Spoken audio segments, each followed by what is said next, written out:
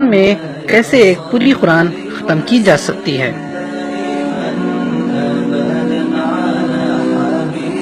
قرآن میں کل 600 صفحات ہیں۔ اگر 600 صفحات کو 30 دنوں میں تقسیم کریں تو ایک دن میں 20 صفحے ہوتے ہیں۔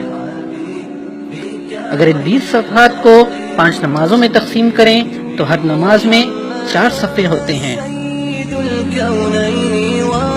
اگر ہر نماز کے پہلے یا بعد سے 4 صفحے روزانہ پڑھنے کا معمول بنا لیں تو ایک مہینے میں قرآن ختم ہو سکتی ہے انشاءاللہ۔ اگر اس مہینے میں 2 قرآن ختم کرنے ہوں تو 4 صفحے نماز سے پہلے اور 4 نماز کے بعد تلاوت کریں۔